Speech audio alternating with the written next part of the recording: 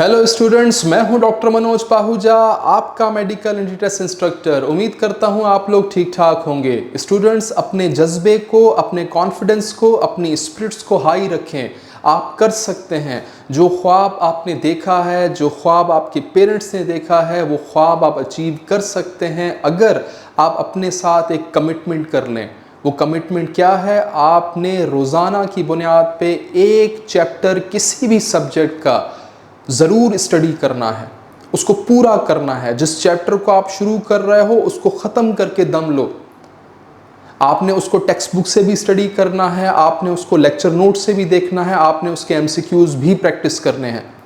अगर आप दिन में एक चैप्टर कर लेते हो तो आप बहुत ही अच्छा प्रिपेयर कर लेंगे अपने फाइनल एग्ज़ाम्स के लिए अपने आप को।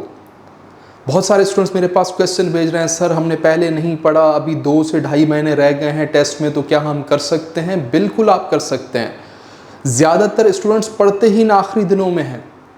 ये 2 से ढाई महीने अगर आपने यूटिलाइज कर लिए प्रॉपरली, अगर आपने एक शेड्यूल बना लिया, उसके हिसाब से आप चलते रहे, तो आप ज़रूर कर सकते हो। बल्कि ना सिर्फ कर सकते हो, आप रिवाइज भी करोगे।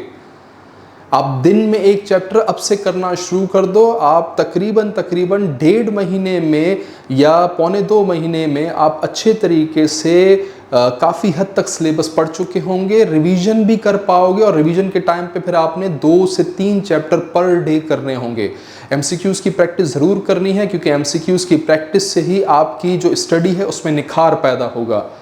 तो आइए इन बातों के साथ आज का जो MD-CAT क्वेश्चन है उसको क्रैक कर लेते हैं। हेक्सोकाइनेज एक एंजाइम का नाम दिया गया है। हेक्सोकाइनेज हमारे जिस्म में जो रिएक्शन वो कैटलाइज करता है, वो रिएक्शन भी दिया गया है। ग्लूकोज की हो रही है phosphorylation in the presence of ATP resulting in formation of glucose 6 phosphate and ADP। अगर किसी स्टूडेंट ने अच्छी पढ़ाई की हुई है तो उसको पता होना चाहिए कि ये रिएक्शन पहला स्टेप है ग्लाइकोलिसिस का। एरोबिक रेस्पिरेशन में ग्लाइकोलिसिस में जो सबसे पहला स्टेप होता है वो है फास्फोराइलेशन ऑफ ग्लूकोज। अब ये फास्फोराइलेशन ऑफ ग्लूकोज कर कौन रहा है? Hexokinase enzyme. और सवाल ये पूछा जा रहा है कि hexokinase belongs to which category of enzymes. ये 4 कैटेगरीज दी गई हैं, इनमें से किस कैटेगरी से ताल्लुक है हेक्सोकाइनेज का? आपको स्टूडेंट्स पता होना चाहिए कि एंजाइम्स की 6 कैटेगरीज हैं। अगर उनको क्लासिफाई किया जाए तो 6 कैटेगरीज सामने आएंगी on the basis of reactions they catalyse. किस तरह का रिएक्शन वो कैटलाइज कर रहे हैं, उस बुनियाद पे 6 किस्म के एंजाइम्स होते हैं। उन 6 किस्म के एंजाइम्स को भी हम आगे देख लेते हैं, लेकिन यहाँ पर स्ट्रेट फॉरवर्ड जो रिएक्शन है उसको देखें क्या हो रहा है। ग्लूकोज अकेला है, लेकिन प्रोडक्ट वाली साइड पे देखें ग्लूकोज के साथ कुछ कनेक्ट हो गया है। ग्लूकोज 6 फॉस्फेट, ग्लूकोज के 6ठे कार्बन पे फॉस्फेट ग्रुप अटैच हो गया। यहाँ अकेला था। रिएक्टेंट वाली साइड पे गौर करें, कुछ भी नहीं है, सिर्फ अकेला ग्लूकोज है। बट प्रोडक्ट वाली साइड पे आप चेक करें, उसी ग्लूकोज के साथ कार्बन नंबर 6 पे फॉस्फेट ग्रुप कनेक्ट हो गया है। ये जो नाम है गवाही दे रहा है, कुछ बता रहा है कि भाई ग्लूकोज के 6ठे कार्बन को देखना, उस पर क्या जुड़ गया है? फॉस्फेट।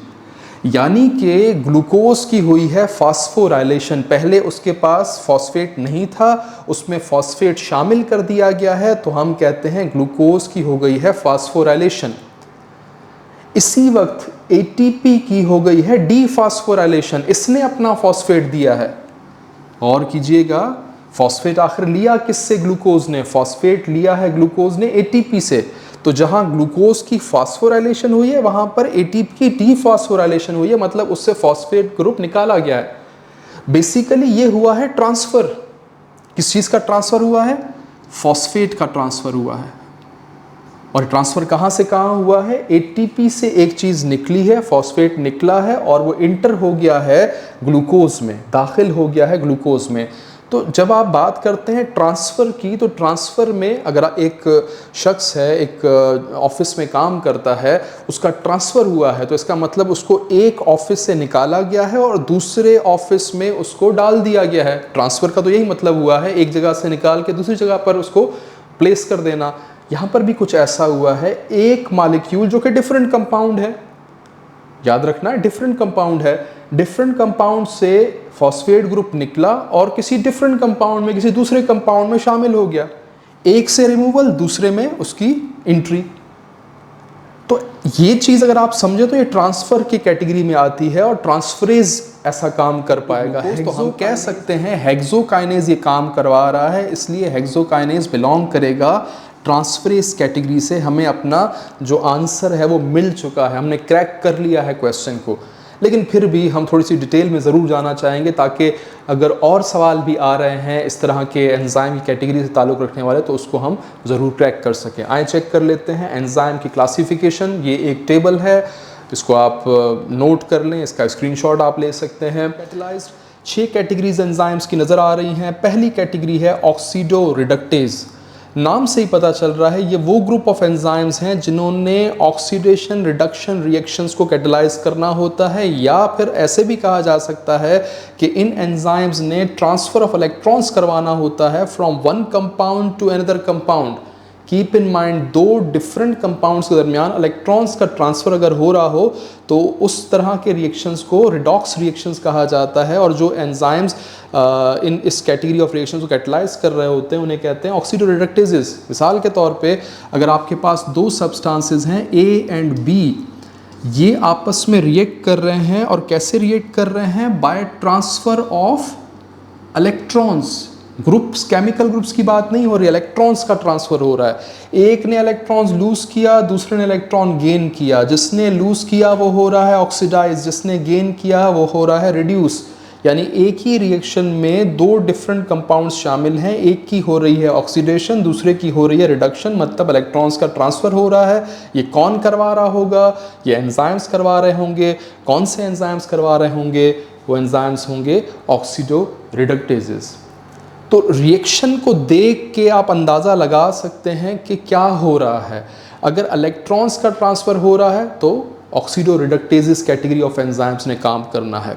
लेकिन अगर आपको पता ना चल रहा हो रिएक्शन से, इतनी हमारे स्टूडेंट्स की जो नज़र है वो इतनी डीप नहीं होती कि वो रिएक्शन से कभी अंदाज़ा लगाएं कि इलेक्ट्रॉन्स का ट्रांसफ़र हो रहा है या नहीं हो रहा, तो अगर आपको रिएक्शन से पता नहीं चल रहा तो एक और तरीका भी है एंजाइम की कैटेगरी को पहचानने का। उसके नाम को आप देखें, उसके नाम के आखिर में क्या लगा हुआ है। अगर उस एंजाइम के नाम के आखिर में ऑक्सीडेज लगा हुआ है, जैसे परऑक्सीडेज सुना होगा आपने नाम, या फिर नाम के आखिर में डीहाइड्रोजनेज लगा है जैसे लैक्टेट डीहाइड्रोजनेज, नाम के आखिर में अगर ऑक्सीडेज है या डीहाइड्रोजनेज है तो इसका मतलब समझ जाओ किस कैटेगरी से एंजाइम बिलोंग कर रहा है, ऑक्सीडो रिडक्टेज। तो दो तरीके मैंने आपको बताया, एंजाइम के रिएक्शन को देखो, उससे अगर आपको पता चल रहा है ठीक है, अदरवाइज नहीं पता चल रहा तो नाम के आखिर को देखो, ऑक्सीडेज लगा है या डीहाइड्रोजनेज तो फिर वो ऑक्सीडो रिडक्टेज कैटेगरी से बिलोंग करेगा। आते हैं दूसरी कैटेगरी की तरफ, ट्रांसफरेजेस। वो ग्रुप ऑफ एंजाइम्स जो कि रिस्पॉन्सिबल होते हैं transfer of groups between two different compounds.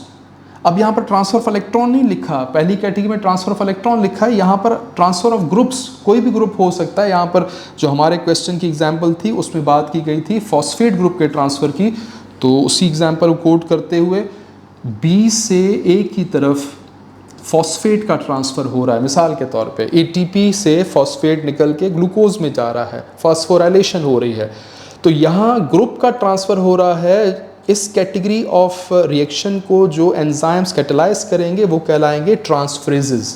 Groups का ट्रांसफ़र देखना है, अगेन दो डिफरेंट कंपाउंड्स शामिल हैं, उनके दरमियान ही ग्रुप्स का ट्रांसफ़र चल रहा है।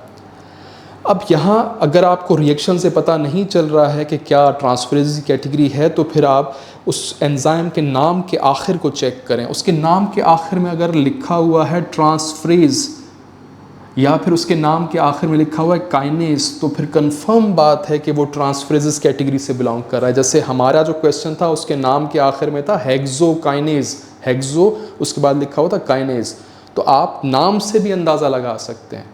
काइनेज हमेशा काइनेज का ताल्लुक ट्रांसफरेज का ताल्लुक ट्रांसफरेज कैटेगरी से होगा। तीसरी कैटेगरी चेक कर लेते हैं, हाइड्रोलाइसिस। अगेन नाम से पता चल रहा है ये वो ग्रुप ऑफ एंजाइम्स हैं जिन्होंने हाइड्रोलिटिक रिएक्शंस को कैटलाइज करना है, मतलब किसी पॉलीमर को तोड़ना है into monomer by addition of water. Hydrolysis का मतलब है पानी को ऐड करो और तोड़ो। किसको तोड़ो? पॉलीमर को तोड़ो। किसको तोड़ो? मैक्रोमॉलिक्यूल को तोड़ो। किसको तोड़ो? प्रोटीन को तोड़ो। किसको तोड़ो? कार्बोहाइड्रेट को या लिपिड को। किसमें तोड़ दो? मोनोमर में तोड़ दो। अगर पॉलीमर है तो मोनोमर में टूटेगा, अगर मैक्रोमॉलिक्यूल का लफ्ज़ इस्तेमाल हुआ है तो माइक्रोमॉलिक्यूल में टूटेगा, अगर प्रोटीन का लफ्ज़ इस्तेमाल हुआ है तो अमाइनो एसिड में टूटेगा, अगर कार्बोहाइड्रेट को तोड़ने की कोशिश की गई है तो मोनोसेक्राइड्स हासिल होंगे, अगर लिपिड को तोड़ने की बात की गई है तो फैटी एसिड और ग्लाइसरॉल हासिल होंगे। डाइजेस्टिव एंजाइम्स जो डाइजेशन के प्रोसेस में इन्वॉल्व होते हैं वो सारे के सारे एंजाइम्स हाइड्रोलिटिक एंजाइम्स हैं, हाइड्रोलिस कैटेगरी से बिलोंग करते हैं। अगर रिएक्शन देख के पता ना चल रहा हो तो नाम के आखिर को चेक कर लें, उसके नाम के आखिर में सपोज न्यूक्लियेज लगा हुआ है तो वो न्यूक्लिक एसिड को तोड़ रहा है इनटू न्यूक्लियोटाइड्स। अगर प्रोटीएज लिखा हुआ है तो इसका मतलब वो प्रोटीन को तोड़ रहा है इनटू अमाइनो एसिड। अगर लाइपेज लिखा है तो फिर वो लिपिड को तोड़ रहा है into fatty acid and glycerol. नाम के आखिरी हिस्से से भी आप अंदाज़ा लगा सकते हैं कि किस कैटेगरी ऑफ रिएक्शंस को ये एंजाइम्स कैटलाइज करते हैं। चौथी कैटेगरी है लाइसिस।